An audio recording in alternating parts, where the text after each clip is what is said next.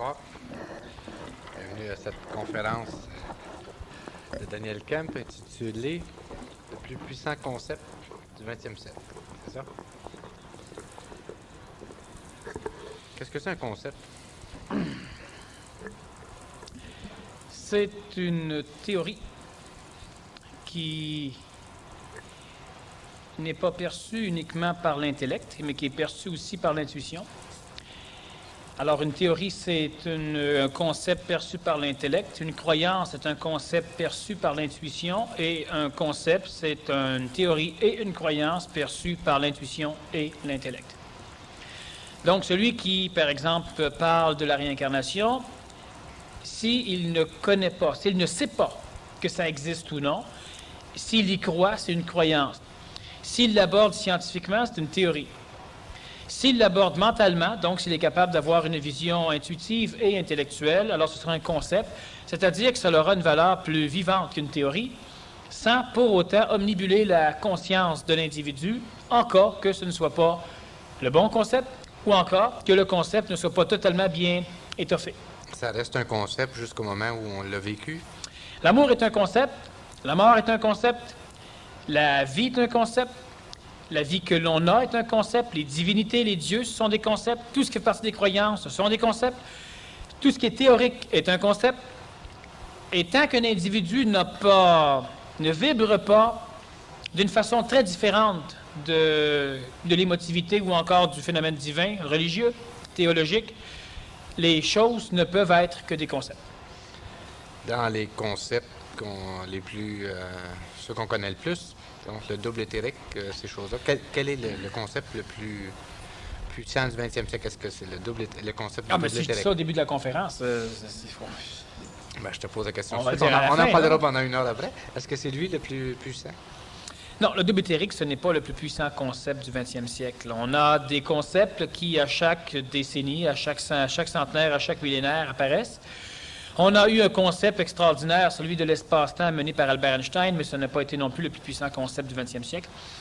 Le Nazaréen a permis à l'être humain de créer différents concepts, et le concept le plus puissant de l'époque nazaréenne a été l'idée qu'un Dieu voulait sauver l'homme. Et qu'un Dieu Père aimait, protégeait, ne demandait presque rien à l'humain et le sauverait dans un retour céleste, le Christ qui reviendrait sur le plan planétaire pour sauver l'humain. Ça a été le plus puissant concept de l'époque nazaréenne et la preuve, c'est qu'aujourd'hui, il couvre la planète au complet, même si à l'époque, il n'y avait pas de masse média, il n'y avait rien, pour pouvoir communiquer l'idée même du Nazaréen. Alors, ça a été le plus puissant concept, ça a été qu'un Dieu sauverait l'homme. Mais il n'est pas seulement d'un siècle, lui. Mais le concept apparaît à un moment donné. Il peut rester pendant longtemps, ben oui. Pendant pas 20 ans, pendant 20 siècles. Les concepts antérieurs étaient des concepts qui disaient que les dieux jouaient avec l'homme. Alors, on a eu un peu avant le Nazaréen, si on regarde la Grèce, si on regarde la Rome, si on regarde énormément de peuples, où on avait les dieux, les demi-dieux, les guerres entre les dieux, les jalousies, les ci, cela, et l'être humain devait avoir la faveur des dieux pour que le dieu qui jouait aux échecs ne joue pas avec lui. C'est un concept intéressant. Par la suite, on a mené un concept, celui du monothéisme, qui était original, mais le Nazaréen a mené le plus grand concept, celui du Père qui veut sauver ses fils, c'est-à-dire qui veut sauver l'humain. Donc, dans ce concept, on retrouve l'idée que l'homme, la femme, évidemment, parviendra de toute façon à faire exactement ce que le Nazaréen a fait, donc que ces humains auraient la même puissance à exprimer que le Nazaréen, que le Père créateur, le Père céleste, le Père céleste et finalement le moi-même, donc de la part du Nazaréen, que le Père créateur aimait premièrement, alors qu'avant on craignait Dieu, maintenant on savait qu'on n'avait plus besoin de le craindre, il nous aimait, cela fait partie du concept, et qu'il sauverait les bons, et qu'il y aurait même une résurrection des morts, c'est-à-dire à un moment donné où les individus qui dans leur vie ne peuvent absolument rien faire d'autre que d'être manipulés et mourir, seraient ressuscités à un moment donné de l'histoire de la planète et vivraient en même temps que le Père qu'ils n'ont jamais connu et en même temps que le Christ qu'ils ont connu, selon eux, dans un monde extrêmement paradisiaque, une forme de Jérusalem à l'époque qui était la grande ville de la place, céleste. C'était un concept extraordinaire, intéressant. Le concept, c'est digestion, la prédigestion d'une connaissance ou d'un savoir supramental qui, s'il n'est pas prédigéré, donc s'il n'est pas conceptualisé, n'est pas accessible à la conscience de l'humain. Prédigérer ou conceptualiser, ça veut dire que dans l'intelligence supramentale, nous devons connaître suffisamment la psychologie des humains, leurs besoins, leurs nécessités et les trames psychologiques qui constituent leur ego, de façon à prendre ces éléments pour les atténuer légèrement et les associer à quelque chose de neuf. On appelle cela souvent faire un parallèle. Lorsque l'on fait un parallèle, on engendre un concept. Lorsque l'on dit « Dieu est comme un père », on fait un parallèle. Et là, l'humain reçoit une énergie prédigérée, c'est-à-dire qui maintenant a une forme digestible par la conscience psychologique de l'humain. Un père, ça me plaît. Donc, on s'ouvre au concept. Ce père peut punir. C'est évident, on le sait, tous les pères punissent. Ce père peut sauver, peut aimer. Et la majorité, finalement, de l'établissement de ce formidable concept va être échelonnée par le Nazaréen à partir de la réplique exacte du père et des enfants. On aura le retour du fils prodigue, on aura le père qui lègue ou qui s'en va en voyage, qui lègue ses avoirs et ses moutons à ses fils. Alors, il y en a un qui perd tout, etc. Ce concept, donc le concept, c'est lorsqu'il y a un vent supramental qui, à l'époque, porte le nom d'énergie christique et dans le langage du Nazaréen d'Esprit Saint, un esprit pur, non coloré par l'ego. Ce vent supramental, lorsqu'il touche la tête de l'homme, de la femme et de l'enfant, est normalement indigestible. C'est-à-dire qu'étant donné que l'humain n'a pas suffisamment de contact avec son ajusteur de pensée, étant donné que l'humain n'a pas suffisamment conscience qu'il a un ajusteur de pensée, étant donné que l'humain ne fait référence, ne communique avec autre chose que ses sens, que par le canal réincarnationnel, le cordon d'argent, avec le monde de la mort, étant donné que l'humain intellectuant ne fait confiance qu'à sa mémoire et qu'à l'expérience traditionnelle des ancêtres, de l'école, de la société, etc., l'humain n'est pas bâti, son antenne est retournée vers l'astral et non pas vers quelque chose de neuf comme l'intelligence supramentale. De ce fait, lorsque le vent supramental souffle, l'être humain ne peut rien faire avec. Ce vent, ajusté par un ajusteur collectif, le Nazaréen peut en être un, et il y en a d'autres aujourd'hui, il y en a eu aussi un peu dans le passé, l'ajusteur collectif va donc recevoir le vent supramental, prédigérer l'information de façon à créer un parallèle pour déjouer le médiocrisme et la faiblesse des égos humains, de façon à ce que ceux-ci, dans l'apparence qu'ils n'ont rien changé de leur vision spirituelle, changent totalement de direction. Alors, lorsque l'on croit en une forme de divinité, si ce Dieu devient un Père créateur, le Père créateur reste une divinité, on a l'impression qu'on comprend mieux ce que l'on croyait, mais on ne se rend pas compte qu'on vient carrément changer de concept. Lorsque l'on va dire « il y a un seul Dieu et les autres dieux sont des anges, des archanges, etc. » Ah, ben oui, mais ça a de l'allure. On vient carrément changer de concept. Mais on n'a pas l'impression d'avoir changé de concept. Lorsque, à un moment donné, on va amener la réincarnation, d'ailleurs, à l'époque du Nazaréen, le Nazaréen en a parlé beaucoup, mais il faut comprendre que le premier évangile a été écrit 93 ans après la disparition du Nazaréen. Donc, les prêtres de l'époque avaient extrêmement atténué et joué avec les histoires comme ils voulaient. Et ça va s'échelonner jusqu'à quelques centaines d'années après la disparition du Nazaréen pour qu'on ramasse les 4 évangiles qui vont être conservés dans la Bible, alors que la majorité des apôtres ont écrit des évangiles qui seront finalement apocryphes, qui ne seront pas retenus par l'idéal biblique catholique romain. Le concept permet donc à un être extrêmement planétaire, terrestrifié sinon terrorisé, qui ne comprend rien, d'observer un volcan et de se faire une idée très, très, très animale, très matérielle, même très minérale de ce que c'est que la planète et sa condition de vie. Et dans sa conscience, on va dire, le volcan, à l'intérieur du volcan, il y a du feu, a sollicité en masse, il a perdu la moitié de sa famille là-dedans, et le feu peut te tuer, mais le feu est aussi quelque chose qui peut te sauver. Il te réchauffe, mais si tu ne le respectes pas, il te tuera. Pour l'humain, il vient maintenant de canaliser une grande partie de sa recherche, consciente ou inconsciente, de son existence dans le volcan. Alors, le volcan devient un concept très intéressant qui permet à l'humain de canaliser ses espoirs dans le volcan et de canaliser ses peurs dans le volcan. L'avantage de ce concept, et tous les concepts théologiques proviennent du volcan, c'est similaire, c'est qu'au lieu de craindre 800 ennemis répartis à travers tout ce qui existe. Tous les ennemis sont placés dans une boîte, le volcan.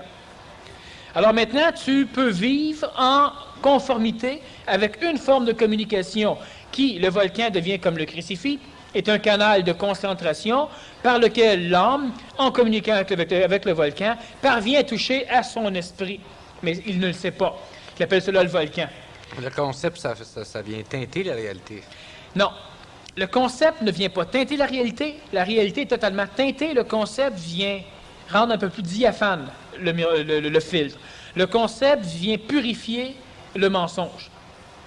Lorsque l'individu était convaincu que tous les tyrannosaures de la place lui en voulaient à mort, que la planète au complet voulait le tuer, qu'il ne connaissait pas les mots, mais qu'il était comme un microbe sur une peau, que l'eau pouvait le tuer, il ne pouvait pas ramper sur l'eau, que le froid le tuait, que la neige le tuait, que tous les animaux le tuaient, que des plantes que tu mangeais le tuaient ou le rendaient malade, ce n'est plus vivable.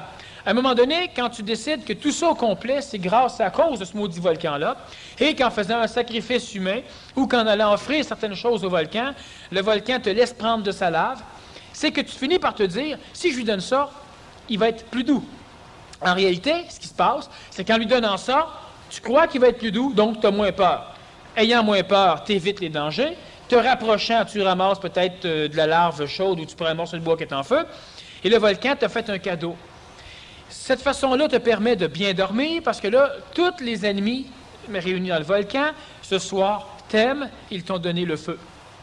L'humain arrive à vivre sur une planète totalement invivable. Mais la réalité, dans cet exemple-là, c'est que la glace peut le tuer, le froid, les animaux, ça n'enlève pas cette réalité-là. Donc oui, ça enlève cette réalité. Absolument pas. Parce que les peuples les plus évolués ont toujours été les peuples les plus théologisés. Donc, celui qui arrive à contenir un concept suffisamment puissant est un être humain qui maintenant est capable d'instruire son ego pour que l'ego l'autorise à faire des choses. Quand on a une divinité, un Dieu qui, par exemple, vous dit que si vous faites suffisamment le colita, personne ne sait c'est quoi, mais on va le chercher, bien, vous parviendrez à être totalement immortel, vous n'aurez plus besoin de manger, vous pourrez traverser les murs et voler dans les airs, vous pourrez faire tout ce que votre imagination pourra vous amener. Là, les individus qui pensaient au suicide, les individus qui avaient peur de n'importe quoi, tu dis le concept fausse pas. Pourquoi? Parce que si tu n'as pas de conscience espritique, la vision que tu as du plan planétaire devient faussée par ton concept. Mais comme l'humain est dans la réalité cosmique, relié à de l'esprit non terrestrifié, donc non effusé, qui ne connaît pas l'expérience planétaire, mais qui n'est pas non plus oblitéré par le contact expérientiel avec la planète, nécessairement, le concept que tu donnes est un pas de plus vers une réalité. Je ne te parle pas de la glace, je te parle d'une réalité beaucoup plus plaisante, celle qui engendre la glace et qui engendre le froid sur ta main. Mais, temporairement, l'individu qui, lui, a ce besoin d'éclater à quelque chose d'autre qu'à de l'absurde, la planète Terre n'est qu'absurde, le concept va lui permettre de réunir suffisamment d'énergie pour autoriser son ego à aller chercher une phase évolutive, à progressivement grimper et se sortir de ses problèmes. Le concept ne colore pas. Et le danger, c'est que quand on est trop intellectualiste, là, on regarde un concept et le moindrement qu'on voit quelqu'un mettre une valeur émotive dans le concept, bien, ce concept-là, il nous pue. On veut le jeter, on veut le brûler, on veut le détruire. Et là, on dit, les concepts, c'est toujours des dangers. Mais une théorie scientifique, c'est pas pareil. Dans la théorie, c'est la même maudite chose. Il y a des physiciens, des astrophysiciens qui se sont battus presque à mort pour défendre leur théorie. Leur théorie, pour eux, était une croyance. C'est un concept ou une croyance? C'était, pour eux, une croyance. Ils appelaient ça théorie parce que ça paraissait bien. Je répète, le concept, c'est lorsque tu es capable de voir une théorie émotivement et une croyance intellectuellement, et que la croyance et la théorie sont la même chose, c'est un concept. Moi, si je parle de la réincarnation, si je vais dans le monde de la mort, si je vérifie que les individus meurent, si je vérifie de quelle façon ils se font digérer dans le monde de la mort lors de la vraie mort, si je vérifie que les individus qui se réincarnent sont des individus qui, fusionnellement, pluralitairement, constituent un ego qui est en phase de croissance, alors je peux dire que ce n'est pas un concept. Mais étant donné que je reste extrêmement méfiant de toutes les visions que l'on a dans le contexte planétaire, ce n'est pas un concept, ça reste que ça peut être un concept, alors je le considère comme un concept, mais pas comme une théorie et non pas comme une croyance. C'est-à-dire que présentement, c'est l'association de toute l'expérience que j'ai, placée dans la forme la plus logique pour moi, Et ça, ce sera un concept. Un concept planétaire, comme celle du Dieu qui peut sauver l'humain, amené par le Nazaréen, c'est un concept totalement faux. C'est un concept totalement vrai.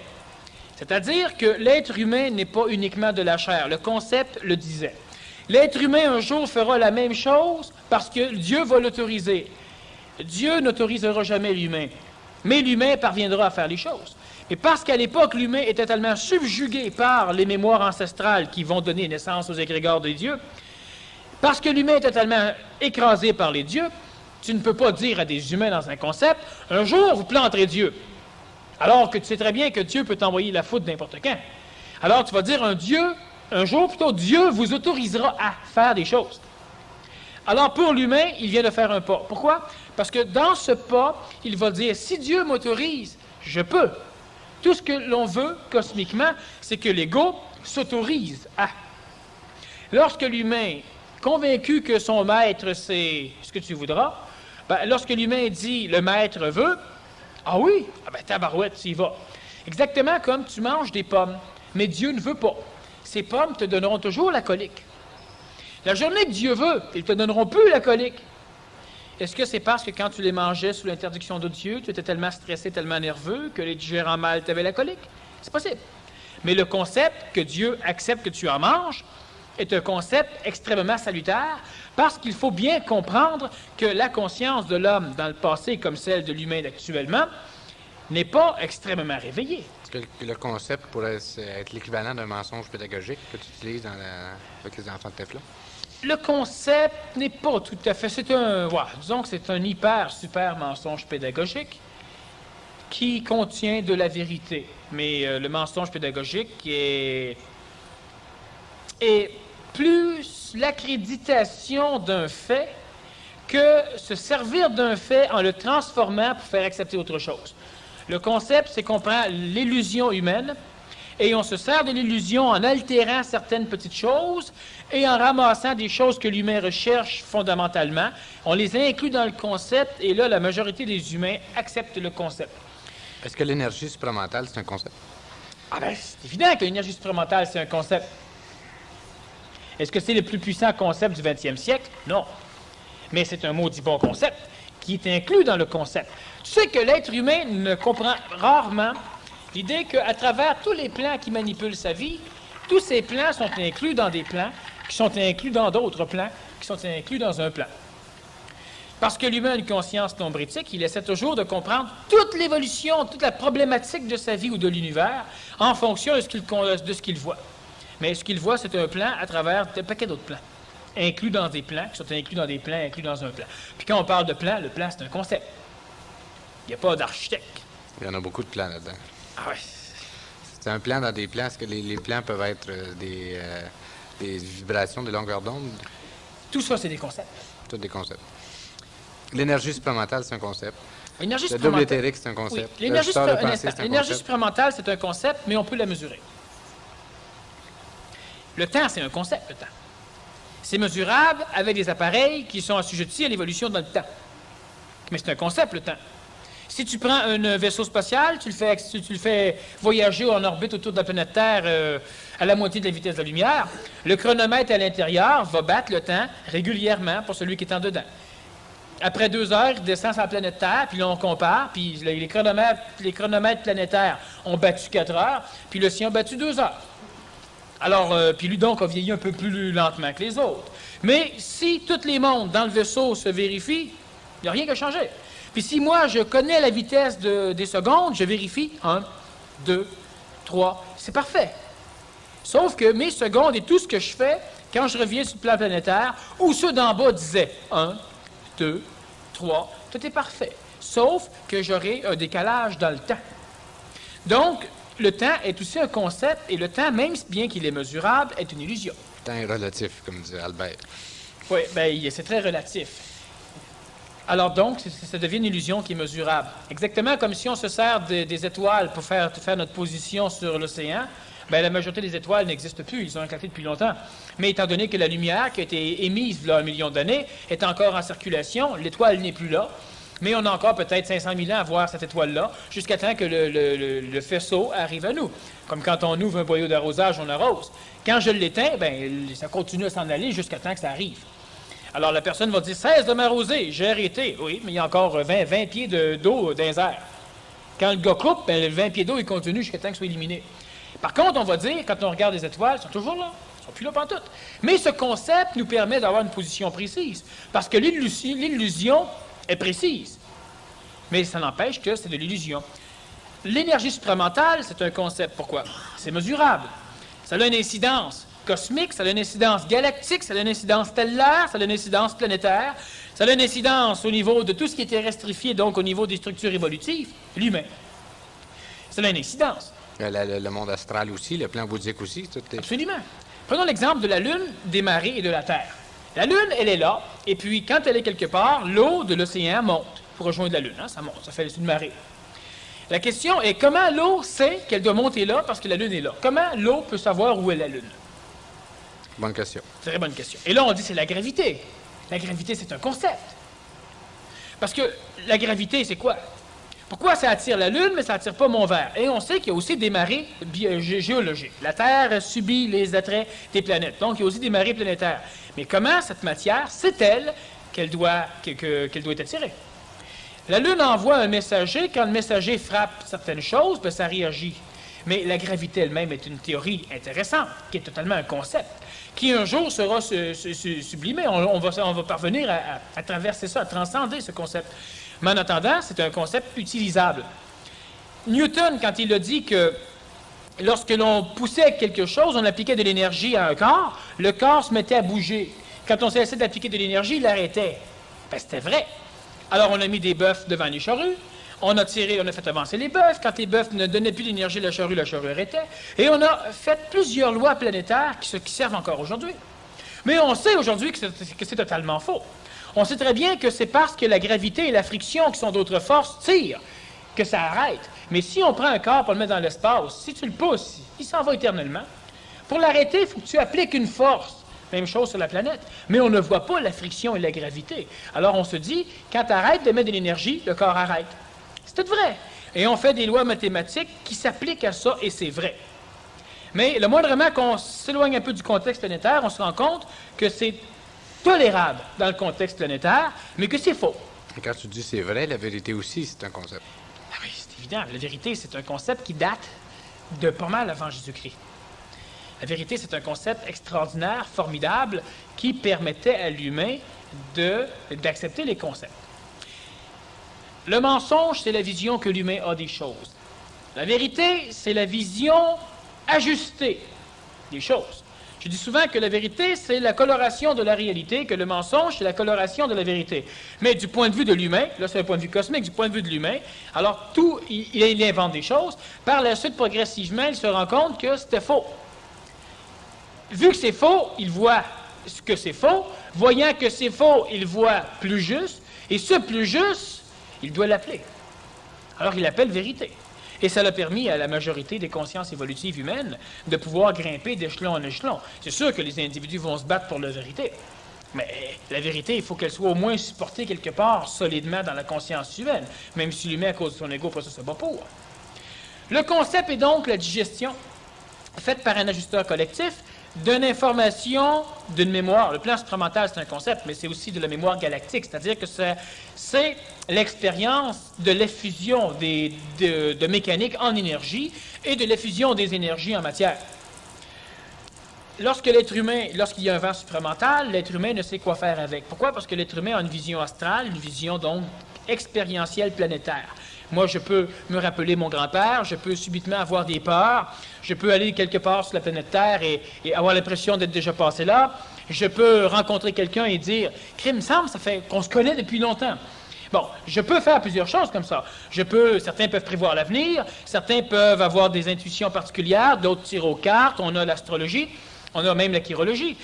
On a des choses du genre, on a des personnes qui vont vous dire exactement quelle maladie vous avez. Bon, il y a des hommes d'affaires qui vont immédiatement ramasser la bonne chose, de l'information planétaire. Mais parce que l'être humain est toujours limité à cette information planétaire, il ne peut concevoir dans son évolution le pourquoi de la planète. L'œuf, tout ce qui est résumé dans l'œuf n'explique pas à l'embryon d'où vient l'œuf. Si tu as un embryon dans l'œuf, tu regardes l'albumine, tu regardes le calcium, tu regardes l'air, tu regardes ces choses-là, ça ne te décrira jamais la poule. Alors tu vas te faire si tu es en train d'élaborer une conscience au sein même de l'œuf, bien nécessairement tu vas, je suis jaune, il y a le blanc, je suis jaune parce qu'il y a le blanc, si tout serait jaune, j'aurais même pas d'idée que ça existe le jaune. Là il y a l'albumine, j'en mange, mais ça vient de où? Il y a une petite poche d'air, il y a quelque chose qui m'alimente, il y a, bon, mais ça vient de où? Et progressivement, il y a une main qui circule, je me rends compte que je peux la contrôler, plus tard je saurai qu'elle est reliée à mon corps, c'est un aile, mais ça vient de où? Alors, si je suis en train de développer une conscience, il faudra que j'aille des explications. Il n'y a rien à faire. Alors, je vais dire, il y a quelque chose qui a besoin de moi, il y a quelque chose qui m'aime, il y a, bon, là je vais rapidement, parce que l'humain n'a pas parlé de l'amour. Est-ce que le jaune d'œuf pourrait avoir le concept de la poule? Non. Jamais le jaune d'œuf n'aura le concept de la poule. Le jaune d'œuf, à un moment donné, va grossir assez, il n'y aura presque plus d'albumine, et là, il va toucher une enveloppe particulière qui se décolle, hein, une petite enveloppe, une petite peau en dessous de la coquille, et il va toucher le calcium. Et là, il va te frapper, il va gratter, ça c'est l'univers. Et là, il va bien se rendre compte que l'univers s'arrête là, parce qu'il a beau taper dedans, ça ne sert à rien. Il faut un bec, et le bec n'est pas encore prêt, il est mou. Et là, il devra conceptualiser quelque chose d'autre. C'est-à-dire qu'après, dans son évolution, ben là, l'albumine, il n'y en a plus. Bon, il y a eu un temps où les étoiles, c'était fixe, ça ne bougeait pas, c'était immuable, c'était la perfection.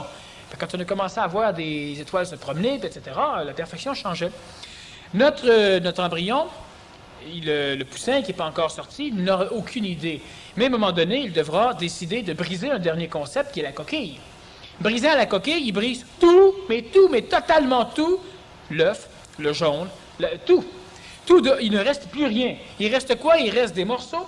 Il reste bien d'autres choses à voir que les morceaux de coquille.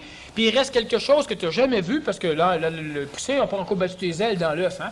Ses pattes, il ne savait même pas à quoi ça servait. Subitement, il se ramasse dehors. Il tombe un peu, puis là, il y a un appareil photo qui prend des photos. Tu sais, il est venu au monde d'une annonce d'un commercial publicitaire. Puis là, il s'en va. Et le matin, il devra recommencer. Le concept, c'est ce qui permet... Mais qu'est-ce qui devra recommencer? De conceptualiser les choses. Parce que là, il peut s'imaginer que voilà, il a atteint le paradis, mais il ne sait pas encore qu'il va finir chez Poulet Machin. Bon, il n'a pas encore compris. C'est peut-être pas un saint encore. Non, mais ça dépend. Une fois digéré, il se ramasse dans un corps physique d'humain, donc il fait partie de l'évolution humaine, ce qui fait qu'il continue son évolution. Mais il faudra qu'il réajuste des concepts. Ouais. De l'œuf à l'église ou de l'œuf à la lune. Qu'est-ce qui est arrivé en premier, l'œuf ou la poule? Mais ça, on s'en fout. Les deux en même concept, temps. Ça aussi. Les deux en même temps. Non, mais les deux en même temps. Maintenant, donc, l'humain avance. Le concept, c'est lorsque notre poussin dans l'œuf entend parler de l'extérieur, que l'œuf est presque prêt. J'ai hâte qu'il éclot, que le poussin casse la coquille. Il ne comprend rien de ça, lui, là-dedans. Parce que là, on a besoin d'une poule. Ça, c'est de l'information qui provient de l'extérieur, donc qui ne provient pas de l'intérieur.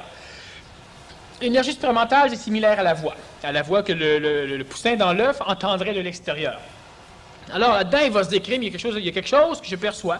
Il pourra peut-être imaginer des dieux, des ci, des ça, il pourra s'amuser en masse, sans conceptualiser, évidemment, que ces personnages qui surveillent attentivement son éclosion sont mortels, sont évolutifs, se chicanent, s'entretuent, etc. Ça, il ne peut pas le conceptualiser.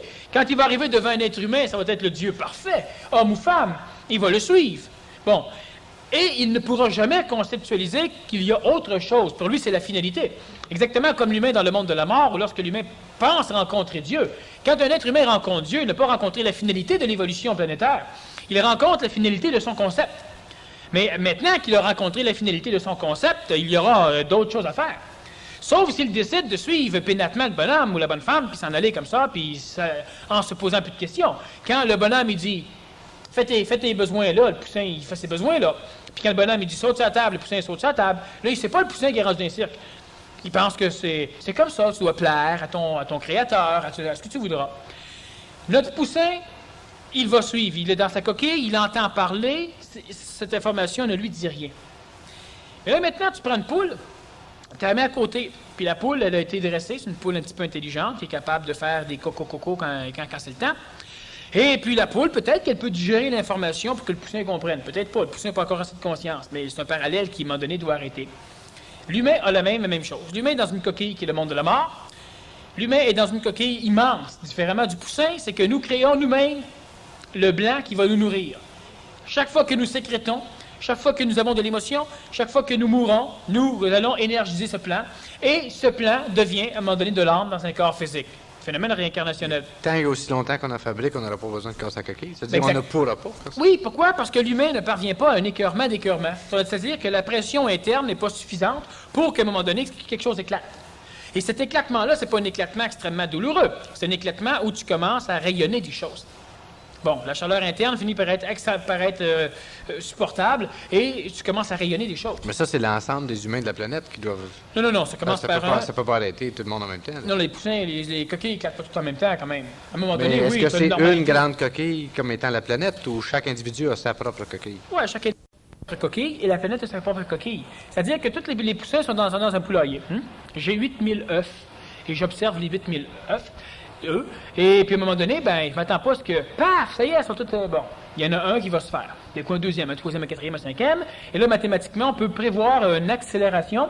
Puis subitement, ben là, ça va jaunir, hein, les poussins, ça va sortir. Puis à un moment donné, ben, il y aura des retardataires. Bon. C'est ce qui va arriver. Au niveau de l'humain, c'est la même chose. Puis quand c'est pas mal, tout est clos, ben là, celui qui est clos, s'il est clos 2 jours avant, on le sort du poulailler.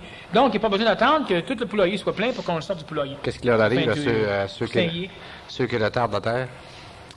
Ben, ceux-là, dans le cas des poussins, ben, les poussins, ils peuvent écraser quelques œufs. Est-ce que, justement, ceux qui ont cassé leur coquille, comme dans le cas de l'évolution, ça pourrait être la même chose, c'est-à-dire qu'ils se fassent catalyser par...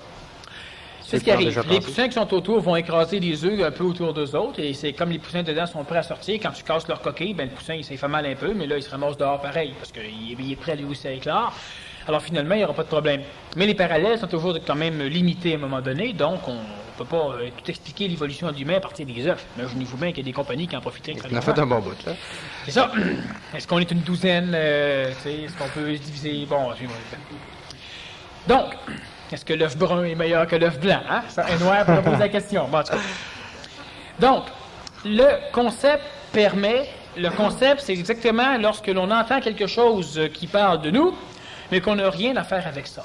Pourquoi? Parce que si un jour, une personne qui ne m'a jamais entendu parler, par exemple, entend parler de la conscience lucide, entend parler de l'anégoïsation, entend parler du double éthérique, entend parler de l'ajusteur de pensée, entend parler du plan bouddhique, entend parler de l'amour intelligent, de l'intelligence qui a du cœur, entend parler de la réincarnation fusionnelle ou pluralitoire, entend parler des phénomènes amiques, entend parler du canal réincarnationnel, entend parler, bon... Ça l'entend parler de tout ça le même soir, on va se demander qu'est-ce qui se passe. Oui, habituellement, elle décroche avant. Ce sont des concepts. Et ces concepts essaient de transmettre à l'homme une parole provenant de l'extérieur. Quand je dis une parole, fais attention, c'est quasiment spiritualisé. Il n'y a pas une entité qui est quelque part avec un micro puis qui dit, bon, ben la Terre, là-bas, là, bouh, double éthérique. Démerdez-vous que ça. Et non. Par contre, il y a quelque chose, donc de l'énergie, parce que de toute façon, tout est énergétique, alors tout est énergique, alors on parle d'énergie, qui, à un moment donné, est capable de créer des mutations dans la coordination de l'information dans la structure neuronique de certains corps, de certains cerveaux, ce qui nécessairement engendre une transformation dans l'information astralisée. Donc, étant donné que l'ego est bâti ainsi que l'âme à partir des mémoires expérientielles, les mémoires que nous expérimentons, et des mémoires réincarnationnelles, qui proviennent de l'instruction, qui proviennent du corps physique, etc., lorsqu'à un moment donné, il y a de l'information qui est neuve dans ces personnages, cela va restructurer les archétypes qui les habitent, et on appelle cela néotyper, c'est-à-dire créer de nouvelles formes sur les vieilles formes. Le néotypage va engendrer dans la communication de l'individu quelque chose de neuf. Dans le début, il posera des questions qui font peur, des questions bizarres, ou encore des questions qui vont détruire des concepts. Oui, mais si Dieu nous aime tant, pourquoi fait-il ceci, cela? Pourquoi y a-t-il l'injustice, les handicapés, etc.? Bon, et là, cette question-là, elle fait peur. Est-ce que la destruction d'un concept apporte de l'énergie à celui qui l'a détruit? Toujours. Celui qui détruit un concept chez lui, pas celui qui détruit un concept extérieur. Mais celui qui arrive à détruire un concept chez lui, c'est le poussin qui casse la coquille. Bien là, ça y amène énormément d'énergie. OK, ça l'a épuisé de casser la coquille, il traîne un peu. Après ça, quand il se remet sur ses pattes, il peut circuler, ce qu'il ne pouvait pas faire avant. Il va apprendre à voler, ce qu'il ne pouvait pas faire avant. Il peut sentir, voir, etc., ce qu'il ne pouvait pas faire convenablement avant. Avant, il sentait toujours la même affaire. Il peut faire énormément plus de choses qu'il en faisait avant, mais briser la coquille était essentiel. Il étouffait, et en même temps, ça l'a épuisé. Et puis briser cette coquille-là, l'extérieur ressemble à quoi? Et c'est ça le problème de l'évolution de l'humain, c'est pourquoi on a besoin de concepts. La journée que certains parmi vous ici allaient briser, allaient éclater. Quand je parle d'éclater, je dis bien que ce n'est pas un éclatement d'ego, dans le sens où on vient tellement en colère qu'on arrache tout, s'arrache même la peau. C'est qu'à un moment donné, subitement, l'eau va goûter un peu meilleure. L'air pollué va être un peu moins pollué dans ton entourage. Il y aura des petits changements très minuscules qui vont progressivement apparaître. Les individus avec qui tu avais de la difficulté à communiquer, progressivement, la difficulté va s'estomper. L'humain est en train d'éclater. Il commence à rayonner. Il passe en deuxième vitesse. C'est pas un éclatement où tu renverses tout. Ça, c'est dans la colère un peu avant.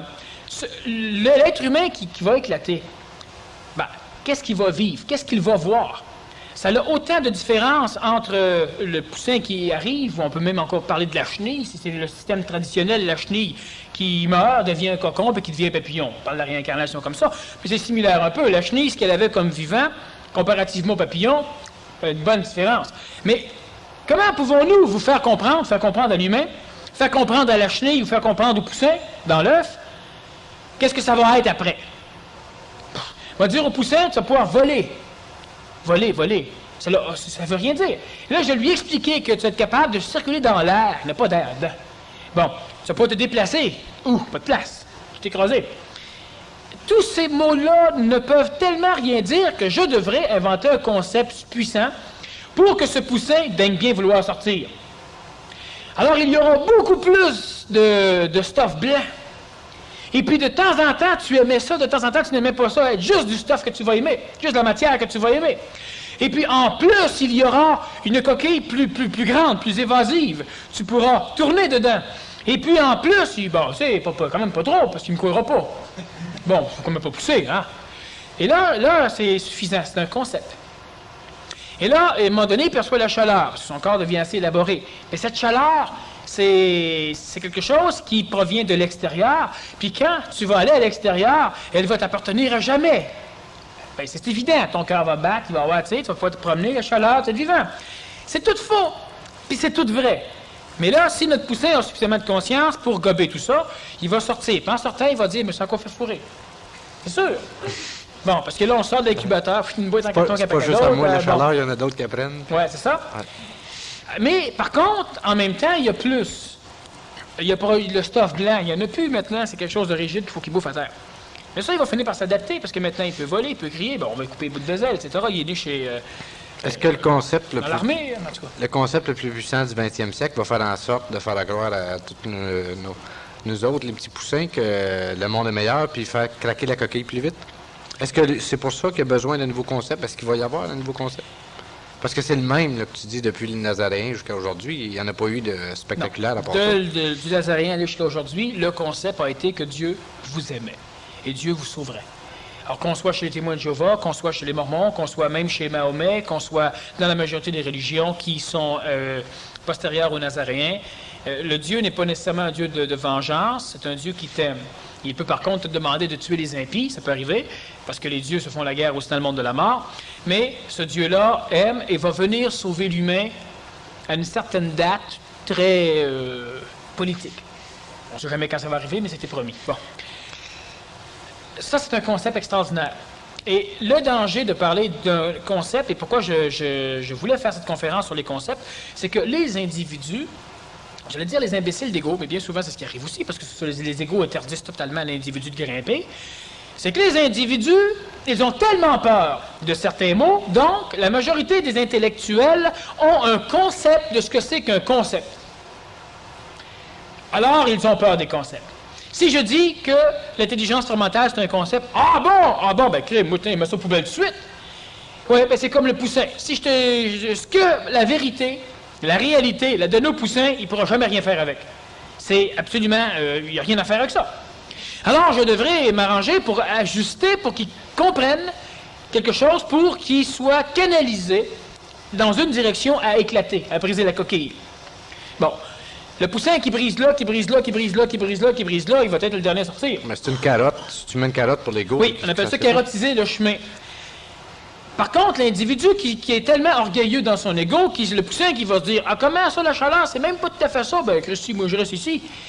Mais c'est mieux que ça. Ben, c'est comment? » Là, on va commencer à expliquer. Il y a un soleil, hein? C'est comme un petit œuf, là, mais c'est des milliards de fois plus gros. Hein? Puis toi, tu es sur une planète qui est des milliards de fois plus gros, puis tu tournes... Bon, franchement, là, tu sais, il va dire, c'est encore des concepts, pouce, mais pouce égal. C'est ça le problème de l'humain. Pousser égal veut dire pousser comme le poussin. Pousser pour qu'il comprenne quelque chose. Donnez-moi les menteries que je réclame et je vous croirai. Alors, on donne des menteries, les concepts. Mais les concepts ne sont pas des mensonges qui ont été construits dans le but de rendre occulte le savoir, dans le but de fermer le savoir à lui-même. Les concepts, ce sont des mensonges cosmiques qui sont engendrés dans le but de permettre à l'humain de les détruire et de voir mieux. Mais l'humain doit comprendre l'idée. Le temps est un concept, mais tellement bien ancré que ce concept-là, l'humain préfère dire, c'est pas un concept, crime, c'est une réalité. Hey, je le sais, ma montre, oui. Mais si vous pourriez voyager beaucoup plus rapidement, votre montre tiendrait le temps aussi bon. Quand vous viendrez sur la planète Terre, vous pourriez aller dire, dans votre orgueil, quelle heure as-tu? Ah non, hey, minute, tu prends de l'avance. Le temps étant immuable dans mon concept, ta montre prend de l'avance. Là, je m'en vais 2 ans en vaisseau spatial. Quand je reviens, hey, fous-moi ça aux poubelles, ta montre, même les dates sont pas bonnes. Mais je pourrais m'astiner longtemps, uniquement parce que je ne veux pas accepter l'idée que l'idée que je me fais du temps est un concept. Ce concept est plaisant, convenable, il est fonctionnel dans un cadre particulier. Mais à un moment donné, notre conscience devra traverser ces cadres pour nous permettre de faire d'autres choses. Est-ce que le plus puissant concept du 20e siècle existe ou est à venir? Non, il existe, mais il est à venir. Non, ça, j'aime ça des réponses de même. T'en veux-tu d'autres? Est-ce qu'il existe et qu'on le connaît, on en connaît le nom, ou il existe et on n'en connaît pas le nom? Ben, le nom, il y a le nom. L'appellation. Il y en a un nom. Le nom, c'est l'homme. Puis quand je parle de l'homme, je parle de la femme et de l'enfant. C'est le concept du 20e siècle. Le plus puissant concept du 20e siècle, et il va persister plusieurs milliers d'années, c'est l'homme. Et il n'est pas encore connu partout, quoique beaucoup d'individus le développent chez eux, parce que ce n'est pas nécessairement une personne qui va venir vous dire c'est quoi le plus puissant concept. Le concept lentement apparaît, parce qu'il y a beaucoup d'êtres humains qui ont des contacts avec l'intelligence supramentale, donc leur esprit, mais qui la refusent. Mais l'homme, c'est pas un nouveau concept, ça fait longtemps qu'on a entendu parler de ça. Non. Oh non, non. Je ne te parle pas, moi, de l'animal humain, je ne te parle pas de l'esclave humain, je ne te parle pas de la souillure divine, je ne te parle pas du mangeur de pommes, je ne te parle pas de ce genre d'humain. Je te parle de l'homme. Quel homme? De l'homme qui va supplanter les dieux. De l'homme qui est obligé de se sauver lui-même et non pas d'attendre après les dieux qu'on vient de sauver. De l'homme qui a accès à l'immortalité pour transcender les limitations implantées par les dieux dans le monde de la mort. De l'homme qui a la capacité d'avoir un contact total avec son esprit, ce qui va lui permettre de savoir même les choses qui n'ont jamais été sues. Je te parle de l'homme qui va avoir la capacité de faire des voyages par transport séraphique, de l'homme qui va avoir une conscience, non pas galactique, mais créationnelle, donc au-delà même de l'univers et des super-univers. Je te parle de l'homme qui va avoir la capacité totale d'appliquer ce qu'il est, même devant les contingences extraterrestres qui sont en phase d'évolution, mais qui présentement sont plus évolués que nous, parce que moins évolués, mais qui seront plus évolués lorsqu'on sera plus évolué. Oui, c'est simple. Je te parle de l'homme qui, à un moment donné, sera capable totalement de transcender la nature atomique de son corps physique. Je te parle de l'homme qui, à un moment donné, aura une connaissance de la réalité qui sera différente de la connaissance qu'il a, limitée par l'atomicité de son corps physique. On a la connaissance de l'univers à partir des électrons, à partir des photons, à partir de la lumière, à partir de la substance atomique qui constitue notre corps physique et qui amène l'information à un espèce de contenant qu'on appelle l'âme, et qui aussi amène de l'information à les prémices d'endométérique, une espèce de troisième cerveau, qui canalise l'information réelle d'une expérience planétaire. Je te parle d'un être humain, d'un homme, donc d'une femme ou d'un enfant, qui ne viendra pas au monde, qui ne mourra pas, qui aura plusieurs corps s'il en a besoin, qui ne mangera pas, parce qu'il n'y a rien de plus ridicule que d'être un prédateur dans un système d'évolution. Je ne te parle pas de l'homme comme tu le connais. Donc, si on prend le concept, l'homme serviteur de Dieu, l'homme sauvé par Dieu, l'homme qui va maintenant sauver les dieux. Ça, c'est le concept qui sera et qui est le plus puissant du 20e siècle. Dans ce concept est inclus réincarnation pluralitaire, ajusteur de pensée, double éthérique, mécanique supramentale, qui date de longtemps. La mécanique supramentale a été amenée en premier par Bouddha, elle a été récupérée par Aurobindo, Krishnamurti en a parlé. L'Esprit Saint, c'est le Nazarien, c'est Pierre, c'est l'Église catholique, c'est Mahomet, c'est plusieurs autres personnages. Bon, mais toutes ces mécaniques étaient enlignées d'une façon, plaire à un Dieu, t'en aller à la droite du Père et être sauvé par ce Dieu. Ce qui engendre certaines problématiques de religion, suis-je dans la bonne gang? C'est un problème. Si c'est le plus puissant concept du 20e siècle, l'homme tel que tu le décris, ça voudrait dire que c'est la fin des religions dans ce 20e siècle-là. Pas dans le 20e si ça siècle. devient réellement le concept le plus puissant, il va falloir que les religions tombent. Oui, c'est parce que là, tu as un problème. C'est que pour toi, puissant et connu est égal. Moi, je te dis que c'est le plus puissant concept du 20e siècle. Je n'ai pas dit que ce sera le plus populaire concept du 20e siècle. C'est pas vrai. Voilà. Donc, est-ce que c'est au 21e siècle, 22e siècle, que ça va changer? Ah, ça va changer beaucoup d'humains dans le 20e siècle. On n'a pas fini, il reste encore 10 ans. Puis ces 10 années-là vont équivaloir aux 100 dernières années qu'on a vécues, en termes de conscientisation dans la majorité des systèmes gouvernementaux et pays. Ça va être puissant pour celui qui l'a, mais ça ne veut pas dire qu'il va être répandu largement. Oui, mais le danger, c'est d'apprendre. Le danger d'apprendre, c'est que l'être humain, dans cette phase même, qu'est-ce que c'est que ce concept? On parle d'un homme, d'un surhomme, d'une surfemme. On parle d'un être humain qui a un savoir instantané. Et pour la majorité des êtres humains qui ont déjà écouté ce que je dis ou ce que d'autres ont dit dans la même voix, ils apprennent des choses. Mais un être humain, celui que je te parle, c'est un être qui n'apprend plus. Il peut aller chercher de l'information uniquement pour structurer. Lorsque je mange une pomme, ce n'est pas pour connaître la pomme. Je me fous de la pomme. Je veux l'énergie dans la pomme. Lorsqu'une personne vient à une conférence, fait un séminaire, lit un livre ou va faire quelque chose, bien souvent, il conserve le concept. Alors, il prend la pomme pour la pomme. Il veut connaître la pomme. Il veut connaître la réincarnation. Il veut connaître ce que c'est qu'un double éthérique. Il ne veut pas développer, se diriger vers quelque chose d'autre. L'anégoïsation, c'est la forme de l'ego. Donc, plus d'ego. Âne négatif, anégoïque, sans ego. L'anégoïsation, c'est la forme de l'ego. Dans l'Antiquité, on parle de l'humilité, on parle de ceci, on parle de cela, mais on autorise l'ego à jouer à l'humble. Mais c'est égoïque.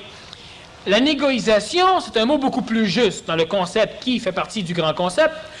Mais l'être humain qui apprend l'anégoïsation, et puis moi, il revient à une conférence et je parle pendant 1 heure d'anégoïsation. Qu'est-ce que son ego fait? Ah, pas encore l'anégoïsation. Moi, je connais ça, je suis tanné. Il s'égoïse pendant que je parle d'anégoïsation. C'est ça le problème. C'est que le concept n'est pas une information intellectuelle qu'on amène uniquement pour plaire à l'ego. Le concept est quelque chose c'est un contenant dans lequel il y a de l'énergie. Et le contenant lui-même, on doit l'abandonner. Et lorsque je bois de l'eau, je veux de l'eau. Mais est-ce que je mange le verre avec pour que l'eau reste dans le verre une fois à l'intérieur de moi, de façon à ce que tout ce que je voulais avoir, je le garde chez moi? Est-ce que je voulais un verre d'eau? C'est ce que j'ai demandé. Amenez-moi un verre d'eau. Mais qu'est-ce que je voulais, le verre d'eau ou l'eau dans le verre?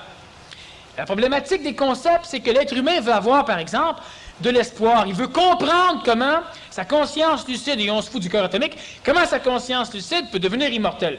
Est-ce que la réincarnation, c'est vrai ou non? Moi, je le dis, la réincarnation, c'est vrai. Mais c'est aussi bon que si ce serait faux. Parce que finalement, quand tu te réincarnes, tu es tellement mélangé avec un paquet d'autres êtres humains qui se réincarnent avec toi que tu n'étais plus rien vendu. De ce fait, tu ne te rappelles pas non plus qui tu étais.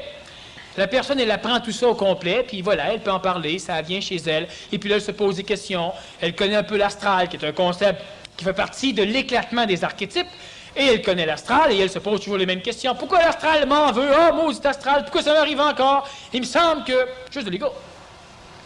Le concept d'anégoïsation, c'est la même chose. Oui, mais là, il semble que je me suis anégoïsé, et pendant un millième de seconde, j'étais fier, donc je me suis égoïsé, donc je me suis encore fait fourrer, donc ça vaut même pas la peine de continuer. L'être humain ne comprend pas encore la puissance énergétique d'un concept.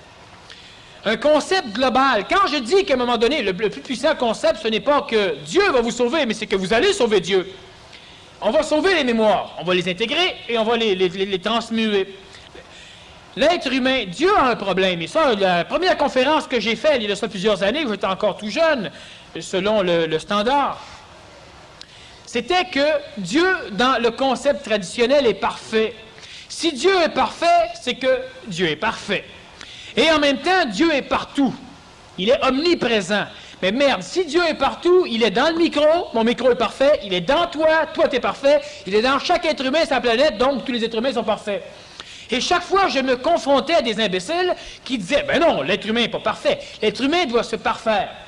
Alors merde, Dieu n'est pas partout. Ah ben oui, si Dieu est parfait, Dieu doit être partout. Mais comment vous pouvez faire pour vivre avec ça? Si Dieu est partout et Dieu est parfait, c'est que nous sommes parfaits. Si nous ne sommes pas parfaits, c'est que Dieu n'est pas partout. Et je suis d'accord pour dire que l'homme n'est pas parfait. C'est facile, on a juste à lire les journaux. Bon. Si l'homme n'est pas parfait, c'est que Dieu n'est pas partout. Si Dieu n'est pas partout, c'est que Dieu n'est pas parfait. Si Dieu est partout, ça ne change rien, il n'est pas parfait. Et je disais que le problème majeur de l'homme, c'était Dieu, mais le problème majeur de Dieu, c'était l'homme. Prémisse, oh, j'étais très jeune, mais prémisse de nouvelles formes de conceptualisation de la mécanique d'évolution. On a peut-être besoin de lui, mais bordel qu'il a besoin de nous autres. Parce que Dieu, c'est quoi finalement? Si c'est tout, si ce n'est pas, si Dieu, dans le concept, représente quoi? Il représente tout ce qui est plus évolué que nous. Et l'homme, c'est quoi l'homme? C'est tout ce qui est plus évolué que Dieu. C'est ça, les concepts. Mais il y a une problématique. C'est que l'être humain ne connaît pas les vecteurs de déplacement, ce que maintenant est dans le concept, le puissant concept du 20e siècle, qui devrait être autre chose pour vous qu'uniquement une connaissance de plus. C'est que Dieu plus évolué est en phase d'involution. C'est pourquoi il s'attache tant à l'homme. Parce que l'homme qui présentement est plus évolué est en phase d'évolution. Et les deux doivent s'unir si Dieu ne veut pas devenir de la matière, alors que l'homme doit s'unir au Dieu si on ne veut pas à un moment donné que l'homme reste de la matière. Alors c'est évident que du point de vue très archaïque, très planétaire, Dieu va sauver l'homme. Mais une chose est certaine, on n'est pas à le remercier, pas tout faire, pas à se mettre à se vautrer dans le bout. C'est même pas les bons dieux qui viennent nous chercher. C'est les dieux créés par l'homme, par l'expérience planétaire de lui-même.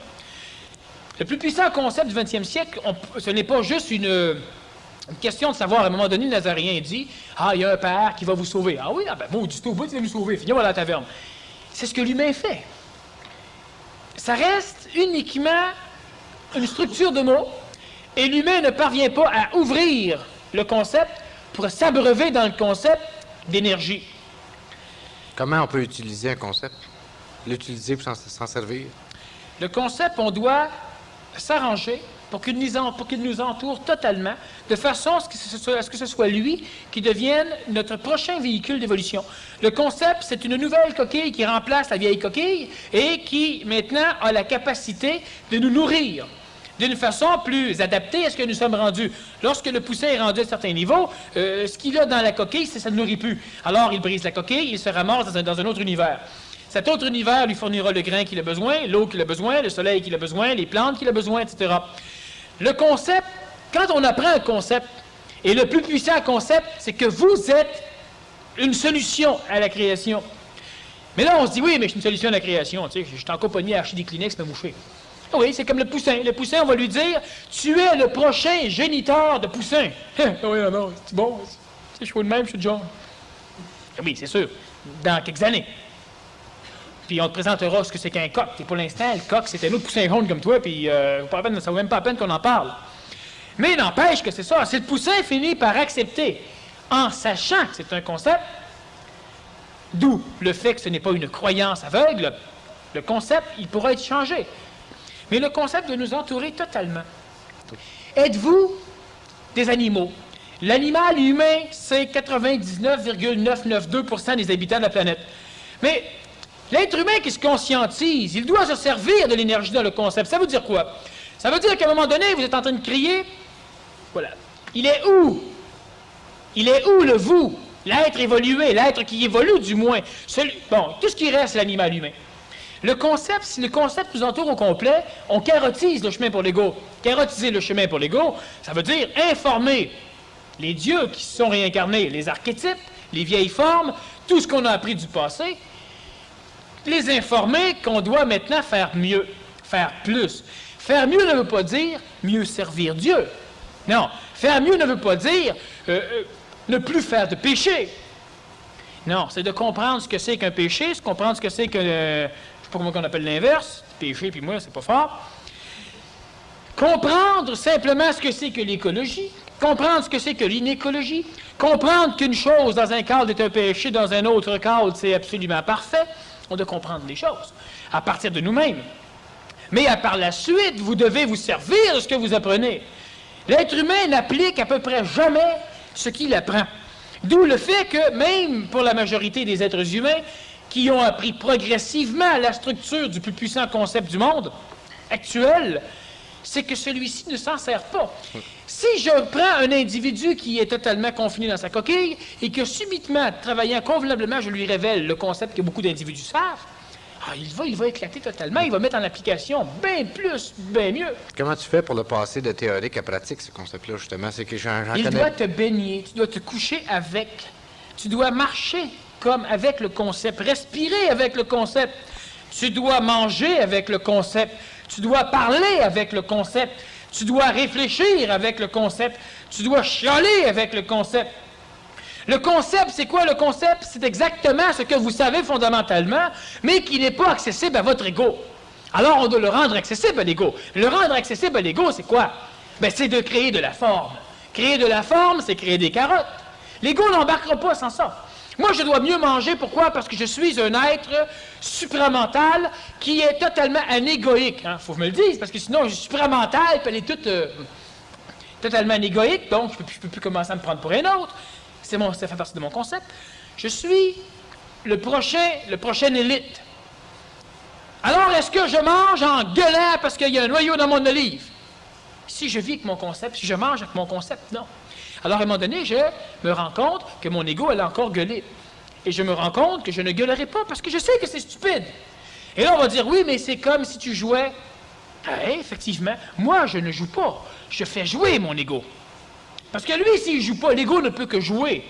L'ego, il joue au bon citoyen. Ben, t'es un bon citoyen. Il joue au bon père, à la bonne mère, au bon enfant. T'es un bon enfant. Il joue. Mais moi, mentalement, je suis maintenant tellement dissocié que mon ego et moi, on ne s'entend plus.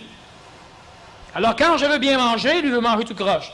Je dois donc créer un Superman, un super-homme, une super-femme. Je dois comprendre toute la teneur du grand concept.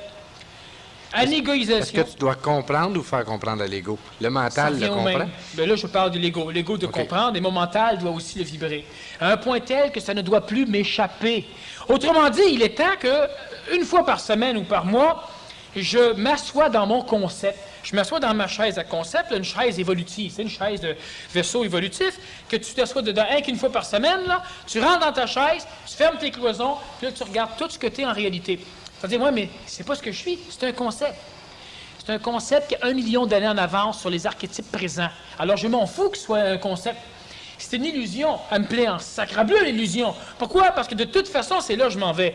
Mais j'y vais toujours en souffrant, en battant contre moi. Ce concept, il est réel. Quand je vais découvrir le double éthérique, il ne sera pas comme je l'ai pensé. Mais non, c'est un concept. Mais il existe de l'immortalité dans de la conscience transmise par la négoïsation. Puis la négociation, je vais me ramasser, puis d'ego, ça va être comme quoi? Alors, jamais comme vous l'aurez pensé non plus, c'est un concept que vous étiez donné. Mais ça fonctionne. Le concept d'aller sur la Lune, bon, ben, le bonhomme, c'est Jules Verne, il prend une balle de fusil, il met un canon, il met ça en Floride, puis il tire ça sur la Lune. C'est génial. Alors, Cap Canaveral, c'est en Floride. Et sur la planète Terre, il aurait pu choisir beaucoup d'autres places. Donc, ça allait. Et c'est une fusée. C'est comme une grosse balle de fusil, mais c'est différent.